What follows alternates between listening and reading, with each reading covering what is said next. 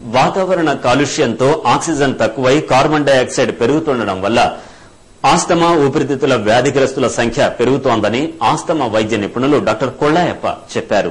ఈ మేరకు నగరంలో శ్రీ షిరిడి సాయిబాబా ఆలయంలో 84వ ఉచిత ఆస్తమా వైద్య శిబిరాన్ని ఆయన ఘనంగా నిర్వహించారు. నగరంలో శ్రీ షిరిడి సాయిబాబా ఆలయంలో డాక్టర్ కుల్లాయప్ప ఆధ్వర్యంలో 84వ ఉచిత ఆస్తమా వైద్య శిబిరం నిర్వహించి పేద రోగులకు వైద్య పరీక్షలు చేసి ఉచితంగా మందులు పంపిణీ చేశారు. ఉచిత వైద్య శిబిరం కార్యక్రమంలో ఆస్తమా వైద్య నిపుణులు డాక్టర్ కుల్లాయప్ప సిబ్బంది తిరుమల్ రెడ్డి, శ్రీకాంత్, హేమంత్, పరిమళ్, ఆలయ కమిటీ సభ్యుడు కృష్ణమూర్తి తదితరులు పాల్గొన్నారు. ఈ సందర్భంగా ఆస్తమా వైద్య నిపుణులు డాక్టర్ కుల్లాయప్ప మాట్లాడుతూ ఉచిత ఆస్తమా వైద్య శిబిరంను గత 7 సంవత్సరాల నుంచి షిరిడి సాయిబాబా ఆశీస్సులతో వివిధ మందుల కంపెనీల సహకారంతో విలువైన మందులు పంపిణీ చేస్తున్నామన్నారు.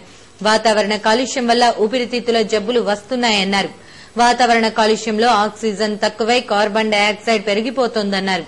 పేద రోగుల కోసం ఉచిత ఆస్తమా వైద్య శిబిరాలు కొనసాగిస్తామన్నారు.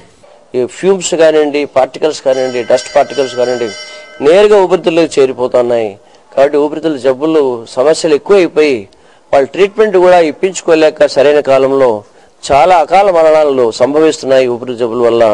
ఈ రకంగా ఇందుకోసమే ప్రత్యేకంగా పేదల కోసం షౌకార్లు ట్రీట్మెంట్ తీసుకునే శక్తి వాళ్ళకు ఉంది, తీసుకుంటారు.